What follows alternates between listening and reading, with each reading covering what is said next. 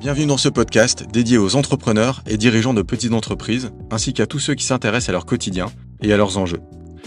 Pourquoi parler des petites entreprises ? Déjà, parce qu'elles représentent 95% des entreprises en France.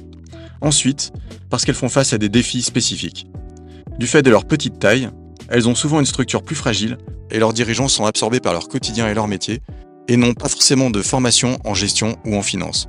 Ici, nos invités partagent des témoignages, des conseils et des outils concrets pour vous permettre de gagner du temps dans votre apprentissage ou d'éviter certaines erreurs qu'ils ont eux-mêmes commises. Installez-vous, c'est parti. Aujourd'hui, je vous propose de faire un épisode un petit peu spécial qui va notamment porter sur la difficulté des entreprises puisque nous accueillons un invité spécial en la personne de Frédéric Wisnowski, médiateur national du crédit. Donc, Frédéric Wisnowski, merci beaucoup d'avoir accepté de participer à ce podcast. Première question, est-ce que vous pouvez vous présenter de manière succincte ?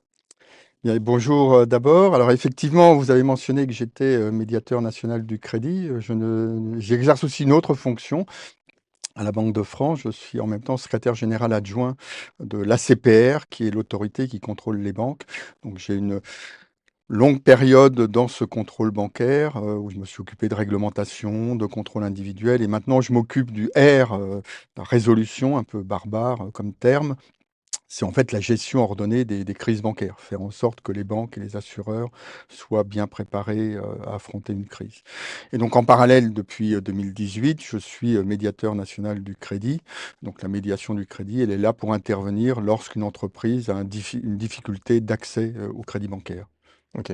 Et donc, si on se focalise un petit peu sur la médiation, donc, est-ce qu'il y a d'autres facettes dans votre métier de médiateur ou est-ce que c'est vraiment centré sur les difficultés d'accès au crédit par les entreprises ? Alors en tant que médiateur, moi j'anime un réseau, puisque la médiation, elle est exercée en fait dans les succursales on est présent, la Banque de France, dans l'ensemble des départements et également en Outre-mer.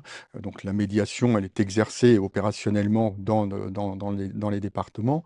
Donc moi, j'anime ce réseau et je suis en parallèle président d'un observatoire du financement des entreprises qui réunit à la fois les représentants des entreprises, donc les organisations patronales, les chambres consulaires, les banques, il y a toutes les grandes banques, la fédération bancaire, le financement participatif, et puis les différents organismes publics, donc la Banque de France, l'INSEE, la Direction générale du Trésor.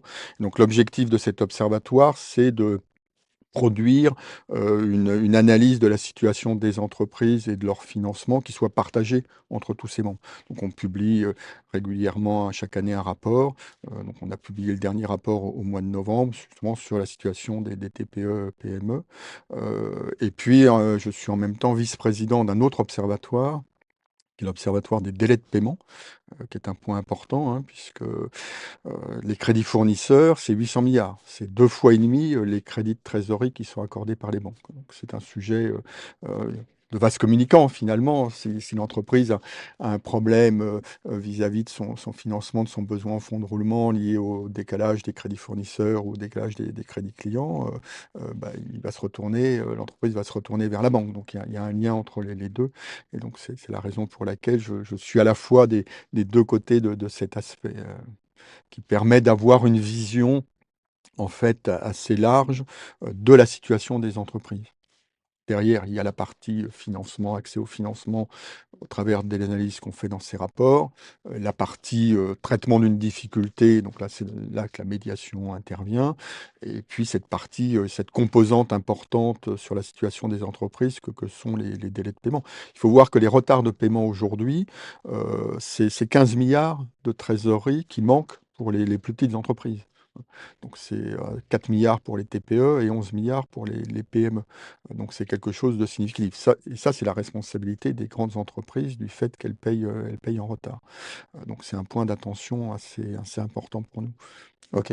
Oui, c'est ce que j'allais vous dire, c'est des vases communicants, mais là, c'est uniquement la partie entre les grandes entreprises et les petites. Donc, c'est vraiment un manque en fait de trésorerie pour la strate des petites entreprises. Tout à fait. 15 000. Ok. Alors même si les petites peuvent aussi avoir des retards de paiement. Et Oui. d'ailleurs, ces retards de paiement sur les petites entreprises se sont détériorés dans 2023-2024, ce qui est le signe de tension sur les trésoreries. C'est pour ça que ces éléments-là sont importants parce que Ils sont il y a les attendus. liens. Enfin, on parle de trésorerie, hein, donc je veux dire tous les facteurs influencent. Donc il y a à la fois les facteurs macroéconomiques qui jouent et puis les facteurs de comportement. Et donc c'est pour ça que le rôle de médiateur en tant que président de l'Observatoire et du financement et vice-président de l'Observatoire des délais de paiement est important pour avoir cette vision large de ce qui peut se passer, les problèmes qui peuvent se poser. Parce que moi, mon rôle, par exemple, en tant que médiateur, j'interviens pas directement dans les dossiers, enfin, très, très ponctuellement, très marginalement pour des gros dossiers, mais on est plutôt sollicité par des plus petites structures. C'est aussi de faire le relais avec les pouvoirs publics, avec le ministère de l'économie et donc d'alerter sur un certain nombre d'aspects qui peuvent se poser.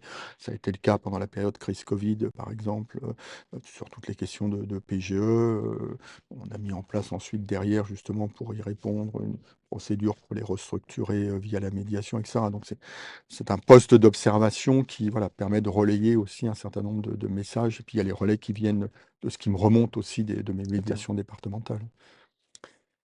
Très clair. Je vous propose de commencer par des quelques questions de macroéconomie. Donc vous parliez justement d'une observation du tissu des entreprises, de leur accès à la trésorerie.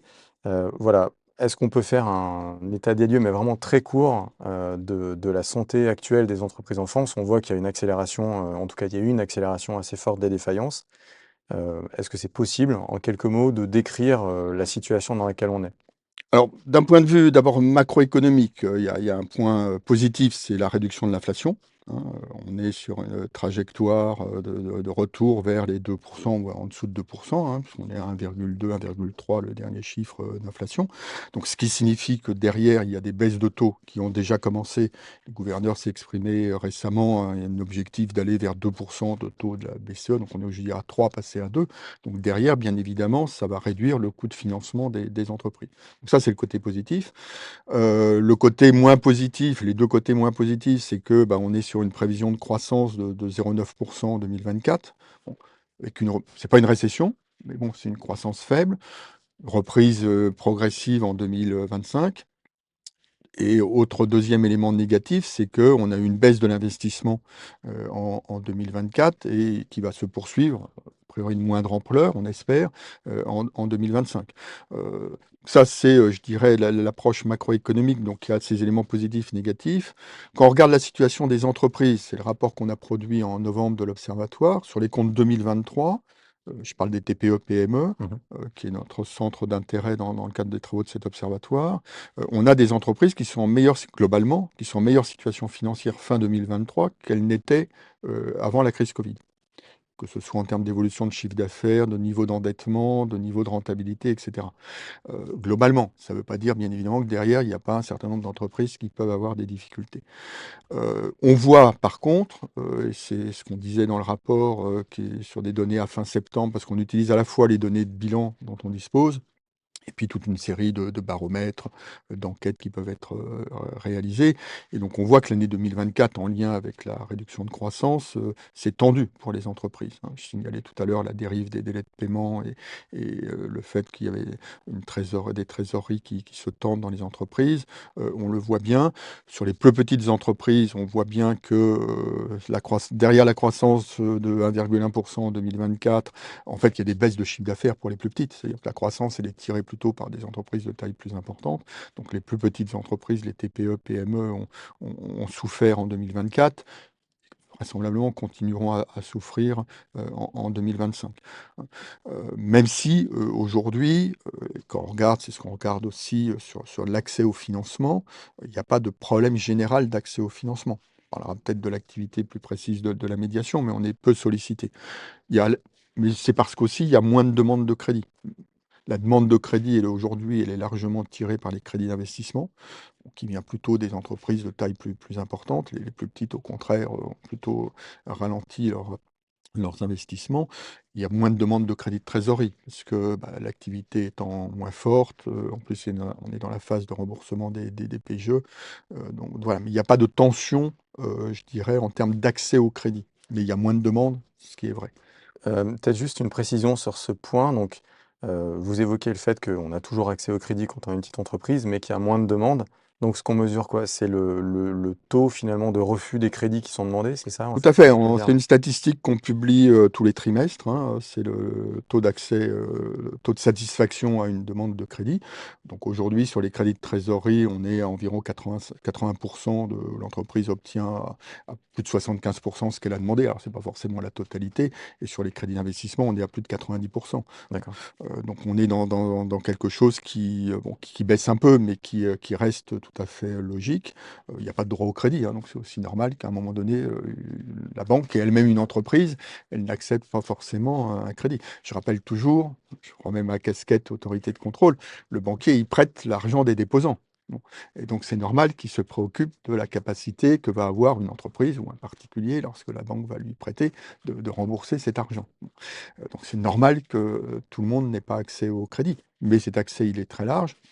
Donc on le suit justement au travers de ces indicateurs de la Banque de France, au travers de baromètres, hein. Il y a BPI qui sort régulièrement, qui a sorti récemment son enquête de conjoncture, et je le vois aussi en regardant, mes chiffres de médiation, puisque la médiation, elle intervient s'il y a un refus de crédit. Bon, et nous, on est peu sollicités. Alors, soit les gens ne nous connaissent pas, ce qui est possible, on essaye de communiquer au maximum pour que les gens, les entreprises nous connaissent, mais c'est aussi une traduction du fait que l'accès au crédit, il existe, et les refus, bah, il y a une voie de recours, par la médiation. Elle est peu sollicitée, donc pour moi, c'est un signe positif. Moins mes médiateurs départementaux ont de travail, plus finalement je suis satisfait, puisque ça montre que les banques ont répondu à la demande. OK. Et sur le nombre des demandes de crédit qui baissent, en valeur absolue pour les entreprises, je On sais pas reste si ça sur, baisse d'ailleurs? enfin non, non, ça augmente, hein. On a un taux de croissance, les derniers chiffres, on doit être, sur le crédit bancaire à 1,5 de 2. Donc on est à un taux de croissance du crédit qui est supérieur au taux de croissance de l'activité économique. D'accord. Avec cette différence entre les crédits d'investissement qui augmentent plus et les crédits de trésorerie qui baissent. Mais les crédits de trésorerie, comme j'ai dit, c'est à la fois parce qu'on est dans la phase de remboursement des prêts garantis Mmh. et parce qu'il y a moins de besoins de financement de trésorerie, dès lors qu'on a une activité qui tourne, moins vite qu'avant. Très clair. Je vous propose de nous focaliser un petit peu plus sur les difficultés. Oui. Bon, pour être concret, et notamment, hein, parce que ce podcast vise vraiment, les créateurs ou les dirigeants d'entreprise qui peuvent se trouver dans cette situation de difficulté. Déjà, quand je suis dirigeant, concrètement, quand est-ce que, je sais que je suis en difficulté ou comment est-ce que je peux le voir? Quels sont les indicateurs qui doivent m'alerter sur le fait que je suis ou je vais être en difficulté? Ce qui est important lorsqu'on parle de difficulté, c'est de faire attention à ne pas penser que la difficulté, c'est au moment où j'ai un problème de trésorerie. Ça se traduit à un moment donné, une difficulté, à un moment donné, je vais avoir un problème de trésorerie. Donc déjà, il faut avoir les outils qui, permettent de suivre l'évolution de la trésorerie, ce qui est malheureusement pas toujours le cas, pour les plus petites structures, hein, principalement, enfin et pas uniquement d'ailleurs. Mais en réalité, le problème souvent, il est pas là. Le problème, il va venir, j'ai un problème avec un client ou avec un fournisseur, j'ai un désaccord avec mon associé, j'ai des problèmes sociaux dans le enfin, il y a un certain nombre d'événements qui, crée une difficulté, si elle n'est pas prise, si elle n'est pas traitée à temps, bah, elle va, je dirais, avoir son effet progressivement sur l'activité et va se traduire par un problème de trésorerie.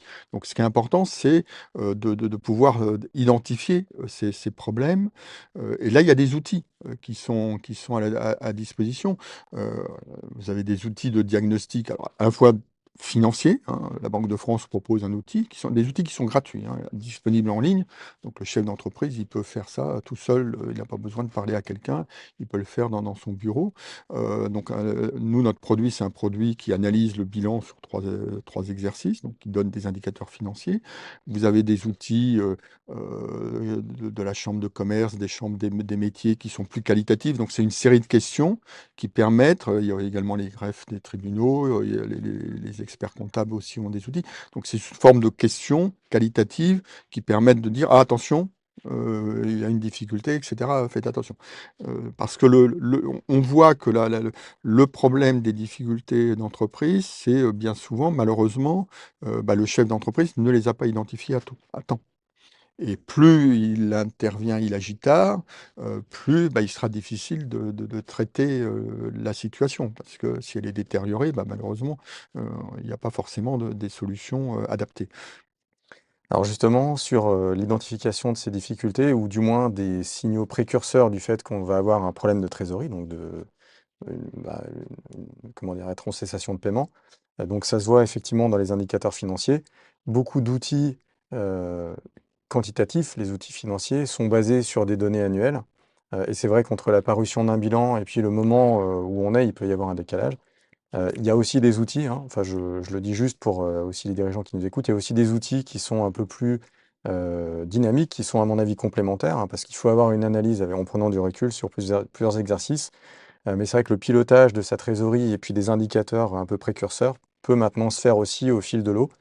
Non, Euh, mais enfin, ouais, ils doivent se ils faire, peuvent se faire. vous avez raison. Enfin, le bilan est un élément. Je mentionnais notre outil Banque de France, il est fondé sur le bilan. C'est un outil qui permet de faire une analyse, un bilan de la situation de l'entreprise au travers de ses ratios financiers. Mais après, ce qui est important, c'est effectivement la visibilité que le chef d'entreprise, il va avoir sur les 6 mois ou l'année qui vient. C'est donc ça, c'est sa trésorerie. Donc ça, c'est un plan de trésorerie. Ça se met à jour, assez et avec peu de lignes finalement, enfin une petite entreprise, je dirais il y aura pas, il y aura, je dirais, ses achats, il va y avoir les loyers, les charges d'emprunt, les recettes et cetera. Enfin c'est pas il y a mais c'est un outil qui est indispensable parce que, il suffit pas de suivre son chiffre d'affaires, derrière, il faut voir qu'est-ce qui rentre et qu'est-ce qui sort, hein. Il y a les délais de règlement des clients, les délais de règlement des fournisseurs, donc il y a des décalages et ce sont ces tableaux, et qui sont accessibles en ligne, hein. Il y a un site de la fédération bancaire, les clés de la banque. Nous-mêmes, on a un site pour les entreprises, mes questions d'entrepreneurs, où il y a des modèles types de ces tableaux de bord. Et les entreprises peuvent se faire aider, accompagner également par leurs experts comptables qui peuvent leur produire ces documents et qui permettent vraiment d'avoir une visibilité sur les mois qui viennent pour l'entreprise et donc d'identifier qu'est-ce est-ce qu'il faut agir et sur quoi il faut agir par rapport à son problème. Ça va être soit une réduction des dépenses quand c'est possible, recherche de nouveaux marchés ou une solution financer le déficit de trésorerie, donc aller voir sa banque, pour obtenir soit un découvert, soit un crédit de trésorerie et cetera. Ok, alors voilà, on a fait le point sur comment est-ce qu'on voit qu'on est en difficulté ou qu'on va l'être. Donc maintenant, on est en difficulté. Il y a beaucoup d'acteurs qui sont disponibles et c'est vrai que c'est pas forcément facile pour le chef d'entreprise de se retrouver en fait dans tous les dispositifs de diagnostic, on l'a évoqué, il y a des qualitatifs, quantitatifs, mais aussi d'accompagnement. Alors concrètement, est-ce qu'on peut essayer de simplifier un peu les choses? Voilà, je suis dirigeant d'une petite entreprise, un commerce par exemple. Je vois que je vais être en difficulté parce que ma marge s'est réduite, ma trésorerie commence à diminuer. Vers qui est-ce que je peux me tourner concrètement et pour quel thème en fait, sur quelle action? Alors il y a effectivement plusieurs choses. Enfin, je reviendrai d'ailleurs sur le fait qu'il y ait beaucoup d'acteurs, c'est justement un sujet de préoccupation. Après concrètement, l'entreprise, elle a, 2 partenaires principaux. Elle a son expert comptable. Alors malheureusement, souvent l'expert comptable, il est sollicité que pour faire le bilan, mais c'est quelqu'un qui est là aussi pour accompagner l'entreprise. Donc il est important que le chef d'entreprise, il échange avec son expert comptable, justement, à partir de son tableau prévisionnel de trésorerie. Et puis l'autre partenaire, c'est le banquier. Le banquier, c'est lui qui voit le fonctionnement du compte, c'est lui qui va pouvoir intervenir. Bon. Après, il y a la difficulté que, voilà, ils sont pas forcément la volonté de donner des conseils à l'entreprise. Donc ce qu'on a essayé de faire dans l'accompagnement des entreprises, c'est de créer des points d'entrée. C'est-à-dire qu'il y a des sites qui existent, hein. Il y a les sites entreprises services publics, donc qui donnent un certain nombre d'informations. Vous avez tel problème, contactez telle structure. Après, il y a l'autre voie qui a été mis en place, en sortie de Covid, c'est des conseillers départementaux, alors qui s'appelaient à la sortie de crise, qui maintenant s'appellent conseillers départementaux aux entreprises en difficulté, qui sont, le point d'entrée des services de l'État.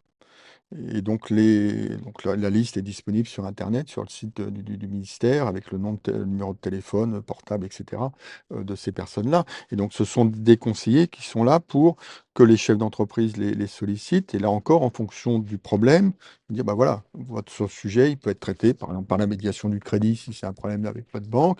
Si la difficulté est plus grave, bah, ça va être le tribunal de commerce, parce que il faut soit une procédure de conciliation, soit une procédure judiciaire, etc. Donc, identifier tous les acteurs. Alors ça, ce système, il a l'avantage d'offrir aux chefs d'entreprise un point d'entrée unique sur un site ou sur une personne. Il ne supprime pas la difficulté que l'on a aujourd'hui lorsqu'on regarde les questions d'accompagnement, qui est que le chef d'entreprise, il doit faire la démarche. C'est-à-dire qu'il faut déjà que le chef d'entreprise, il ait identifié qu'il y a un problème.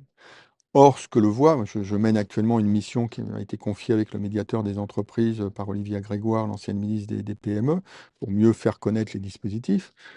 On voit que les chefs d'entreprise, d'abord, ils ne viennent pas à nos réunions parce qu'ils travaillent, bon, mais parce qu'ils n'ont pas le temps non plus. Et donc face à cette difficulté, les dispositifs, ils marchent pas forcément très bien, puisque le chef d'entreprise, il a pas le temps, il sait pas où aller ou il est dans le déni. Et donc en fait, il faut qu'on repense, très certainement nos dispositifs en inversant la logique. C'est-à-dire en étant dans une logique où à partir du moment dès la création d'ailleurs, parce qu'on parle de difficultés d'entreprise, on parle d'outils. En fait, ces outils, il faut les avoir dès qu'on crée l'entreprise. Le tableau de bord, prévisionnel de trésorerie, et cetera. Et donc il faut, qu'on ait un système d'accompagnement où à chaque étape finalement de la vie de l'entreprise, on l'alerte le chef d'entreprise. C'est-à-dire que quand il va créer, on va lui dire: «Ah beh, pensez bien à vous doter, d'un tableau de bord, pensez bien à discuter avec votre expert comptable, pensez à voir votre banquier régulièrement». Lorsqu'il va y avoir un impayé de la part de sa banque, la banque devrait l'alerter: «Ah, attendez, vous avez peut-être un problème, vous pouvez vous faire accompagner par tel ou tel réseau, s'il dépose pas ses comptes», et cetera. Enfin, donc à chaque fois qu'il y a un événement, lorsqu'il y a un incident, un impayé fiscal et social aussi, enfin, à chaque événement finalement, aller au-devant du chef d'entreprise. Après, ça restera toujours de sa responsabilité, bien évidemment, de se saisir des dispositifs. Mais ce que l'on constate, et là je fais un tour de France dans le cadre de cette mission, on a tenu une vingtaine de réunions, on voit que les gens ne les connaissent pas, ces dispositifs. Il faut vraiment qu'on soit plus proactif, Ouais, c'est ce que j'allais dire. vis-à-vis des chefs d'entreprise. Ok. Ça me semble être une bonne piste en effet, parce que voilà, quand on creuse, on voit qu'il y a beaucoup de choses, mais c'est vrai qu'il faut faire l'effort de le faire, il faut avoir accepté qu'on est en difficulté, enfin, Et il faut avoir le temps, enfin il et faut il voir. faut avoir le temps. Je vous prenais, enfin, si je laisse de côté les auto-entrepreneurs qui sont, hein, il y en a 600 000 qui se créent, chaque année depuis 3 ans. Sur les TPE, vous savez 60 des très petites entreprises, ils ont moins de 2 salariés. Donc c'est le chef d'entreprise qui fait tout, Ouais. enfin, toute cette partie-là. Ou alors il a un conjoint, sa femme ou son mari, suivant si le chef d'entreprise est un homme ou une femme, ou ses enfants éventuellement qui vont faire ça. Mais lui n'aura pas nécessairement le temps. Donc il y a un vrai sujet, d'accès à l'information et ensuite de capacité à le faire. Heu et donc c'est ça qu'il faut qu'on arrive à traiter, surtout, comme je le dis, hein, sur les plus petites entreprises, bien évidemment. Si l'entreprise est grande, elle a des moyens, elle va avoir un directeur financier, enfin bon, elle n'a pas ces difficultés-là. Ok, alors, donc, quelles sont les différentes étapes ou les recours possibles quand on est en difficulté? Alors, il y a une partie amiable et puis une partie plus judiciaire. Est-ce que vous pouvez simplement rebalayer un peu ces différentes étapes ou types de recours? En fait, enfin, déjà, il faut pas attendre, le moment où il y a des problèmes judiciaires, hein. Si vous avez un problème avec un fournisseur, par exemple, il faut saisir la médiation des entreprises qui traitent les rapports entre entreprises. Si vous avez un problème avec votre banque, faut saisir la médiation du crédit. Donc dès qu'il y a une difficulté, il faut déjà, je dirais, la traiter. Quand on arrive à la phase, des tribunaux, bon, on est déjà dans une situation plus détériorée. Donc après, il y a une différence, hein. Soit vous êtes en cessation de paiement, bon, et là, c'est, les procédures collectives et malheureusement, dans 70 des cas, la procédure collective, elle se termine par la liquidation de l'entreprise. Si vous n'êtes pas en cessation de paiement, donc les, défaillances d'entreprise, procédure collective, on est à 65 000 par an en 2024. Si vous n'êtes pas en cessation de paiement, c'est ce qu'on appelle les procédures préventives, donc soit ce qu'on appelle le mandat ad hoc ou la conciliation. Et là, dans 70 des cas, il y a une solution qui est trouvée. Donc on voit bien la différence, hein. Et c'est parce que, dans la procédure préventive, on intervient plus tôt. puisqu'on n'est pas encore en cessation de paiement. Ouais. Et il y en a pas suffisamment. On était sur 2000, les procédures, préventives en 2024, c'est 8 700, hein, comparé à 65 000. Donc on voit qu'on n'est pas du tout Quasiment à dans peu près le ça.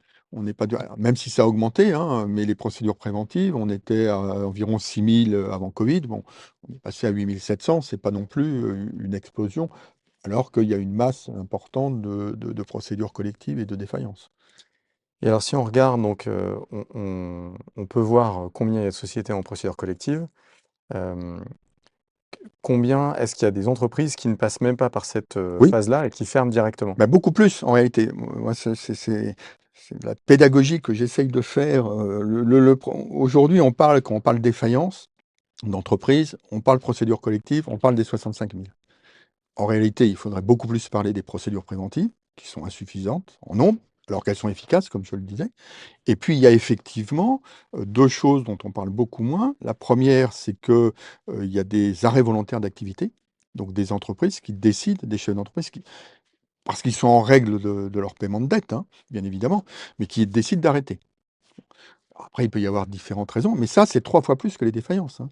En 2024, c'est, 160 000 arrêts volontaires d'activité, donc des entreprises qui cessent.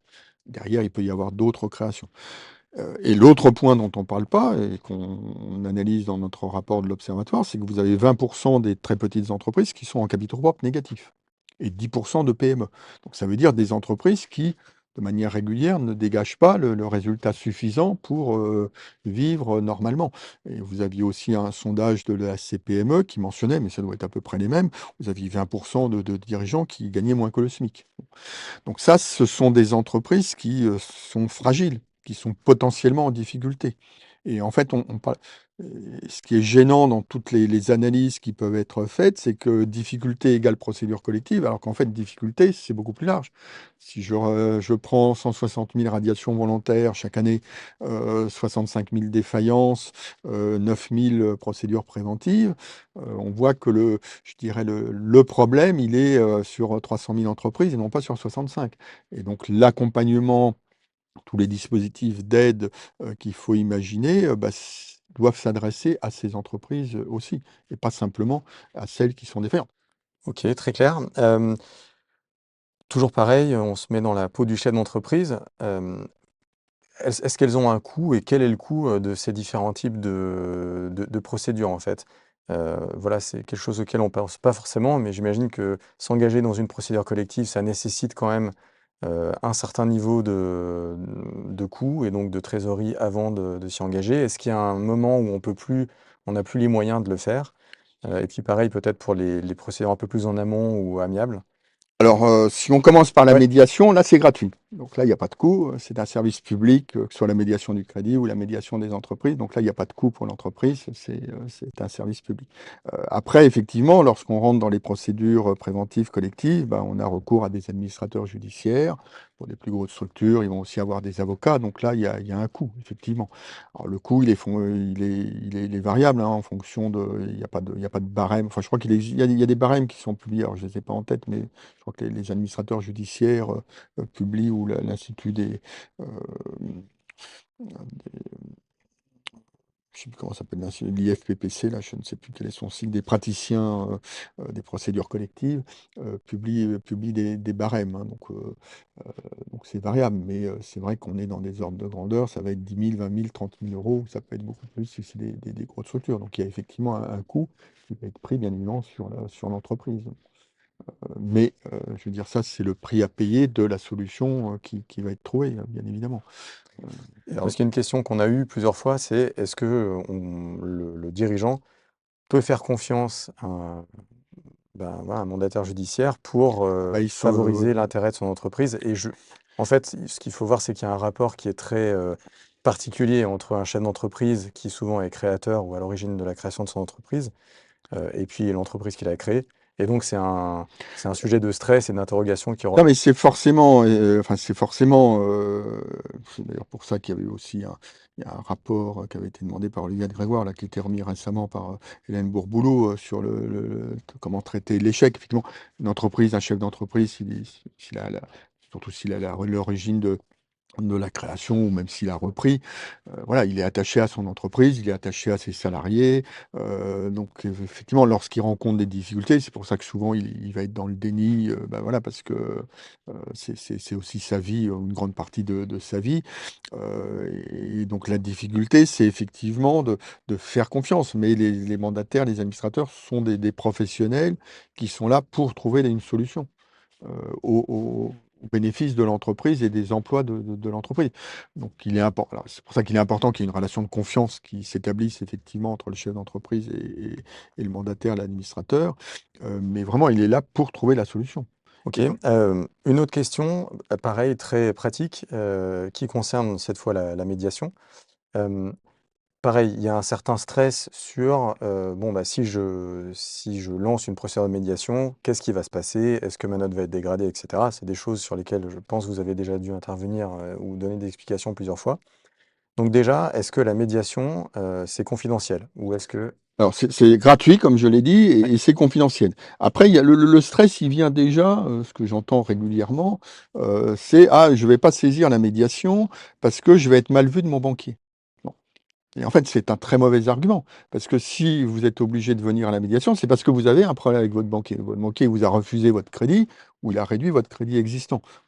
Donc je veux dire, si vous ne faites rien, de toute façon, bah, vous restez dans cette situation, vous n'avez pas votre crédit. Alors soit vous n'en avez pas besoin, bon, dans ce cas-là, très bien, mais sinon vous avez un problème. Bon, la médiation, elle existe depuis 2009.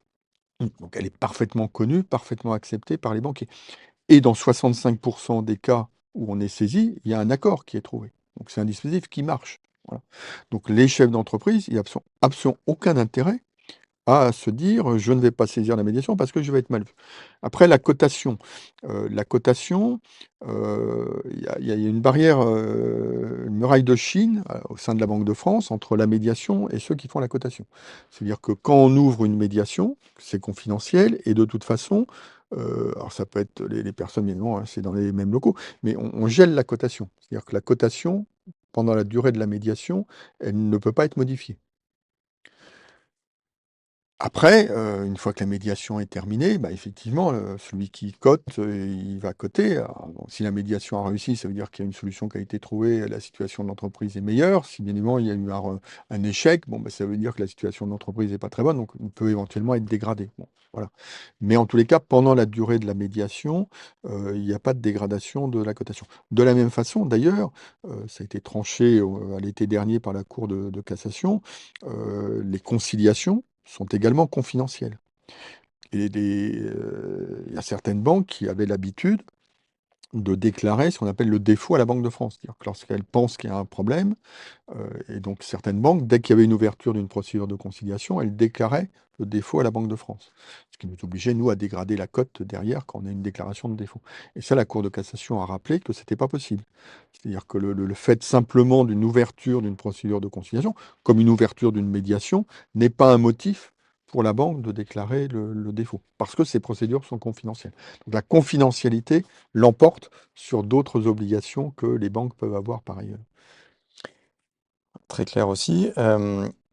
Est-ce qu'on peut expliquer en quelques mots, parce que j'imagine que c'est une méthodologie complexe, les comment dire? Les intrants qui jouent dans la fixation d'une note, dans la cotation justement Banque de France?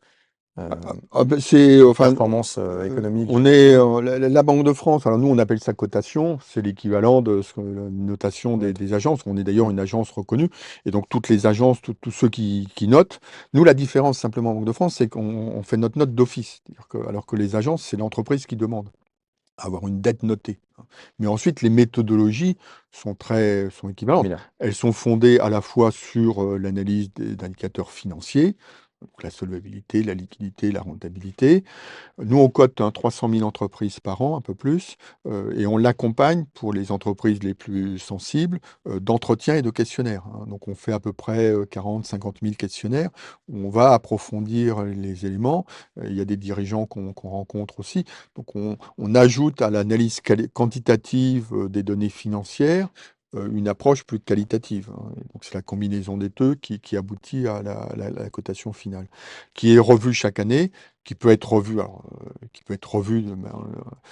un moment donné. Quelquefois, ça nous arrive où le chef d'entreprise, vient nous contacte en disant: «Bah, voilà, parce qu'il y a des éléments nouveaux qui justifient que la cotation favorablement». Il n'a pas mis de revoir, bien évidemment, si c'est dans un sens défavorable. Mais voilà, s'il y a des éléments nouveaux qui justifient une amélioration de la cotation, c'est quelque chose qu'on fait aussi en cours d'année. C'est plus rare, mais ça peut exister. Et quel est le seuil à partir duquel la notation est réalisée? Je sais que Alors pour on les a toutes changé, petites, on cotait les entreprises à partir de 750 000 € de chiffre d'affaires et on n'avait pas relevé de seuil depuis, je ne sais plus combien d'années avec l'inflation. Et donc là, depuis le mois de janvier, on est passé à 1 250 000. d'accord. Mais en fait, ça va pas fondamentalement changer le nombre d'entreprises que l'on cote, en réalité. Très clair. Bon, quelques questions un peu plus macro et puis après je vous demanderai des conseils pour, justement, bah, les dirigeants, les entrepreneurs. D'abord, des petites questions, qui sont revenues au travers des entretiens qu'on a déjà eus avec d'autres gérants d'entreprise, dans ce podcast. Comment est-ce que la France s'en sort par rapport à ses voisins? C'est une question qui revient souvent, on aime bien se comparer. Donc, comment elle s'en sort? Est-ce que le niveau de difficulté est, sensiblement équivalent, dans, le reste des pays européens ou de l'Europe, occidentale, si on veut réduire un peu le champ? Est-ce que c'est des choses sur lesquelles vous avez des statistiques? Ah bon, ce sont toujours des comparaisons difficiles. Nous, ce qu'on a essayé de faire, par exemple, le rapport que j'ai déjà cité plusieurs fois de l'Observatoire qu'on a publié en novembre, il y a plusieurs caractéristiques qui différencient les entreprises TPE-PME françaises versus européennes. Première caractéristique, c'est qu'on a beaucoup plus de toutes petites structures. Je disais tout à l'heure, 60% des TPE, elles ont moins de 2 salariés.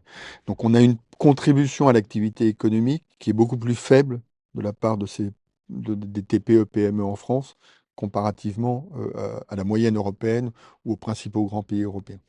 La deuxième différence, c'est qu'on a, mais c'est connu, hein, on a un poids de l'activité industrielle qui est beaucoup plus faible. On est à 13%, 20% la moyenne européenne, et donc on est très en dessous. Donc on a une économie, et c'est un peu la conséquence, hein, le fait qu'on ait beaucoup de petites structures, c'est bien, c'est de l'économie de proximité. Mais c'est pas ça qui entraîne, je dirais, une forte activité économique.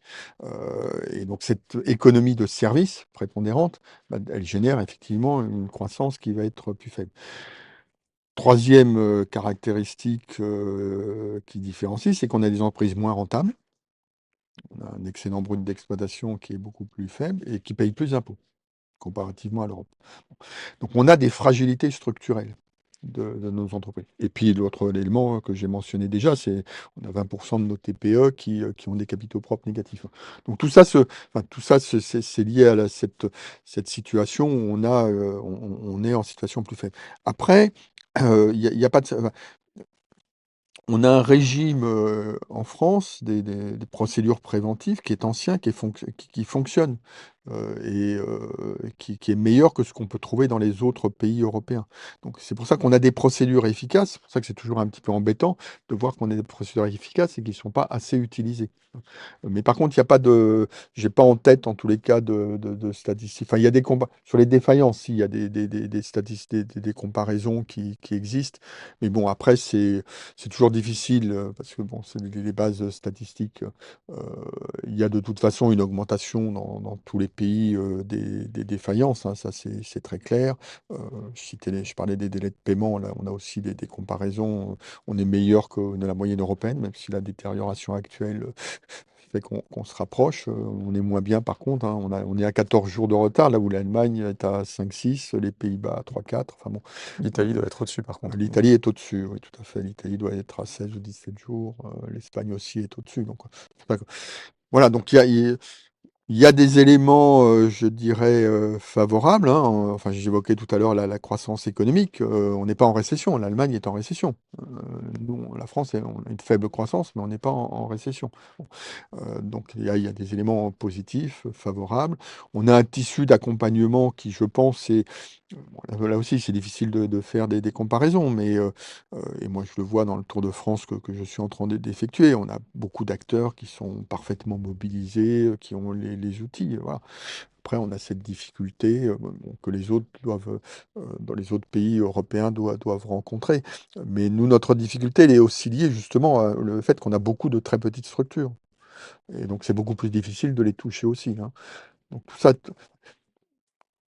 une grande partie de nos difficultés, en fait, tiennent au problème de taille. C'est d'ailleurs pour ça que le gouvernement a mis en place ce qu'on appelle un programme étincelle pour faire en sorte d'accompagner de manière spécifique un certain nombre de PME pour qu'elles deviennent des entreprises de taille intermédiaire. Parce que derrière, bah, ça développe la sous-traitance, ça développe l'activité, ça développe l'exportation, etc. C'est pas le commerçant au coin de la rue qui va exporter, hein. Lui, il va servir l'économie locale. Euh, et donc, si on veut avoir un développement économique poussé par nos entreprises, qui sont la source de notre développement économique, au-delà du service qui est fait bien évidemment en proximité par ces entreprises, bah, il faut aussi qu'on ait des entreprises de taille plus importante. Bon, alors ça pose des tas de questions derrière, hein. Dans le projet de loi simplification, à un moment donné, il avait été envisagé d'agir sur les seuils, qui sont aussi des freins, hein. Bon, finalement, ça n'a pas été retenu. Mais c'est vrai que c'est un frein. Quand vous avez une entreprise qui a 9 salariés, il dit bah, si je passe à 11, je vais avoir telle ou telle contrainte, bah, voilà, il risque de préférer. J'étais l'autre jour dans le cadre du Tour de France dans le Nord, et euh, je discutais avec des chefs d'entreprise qui avaient connu des difficultés.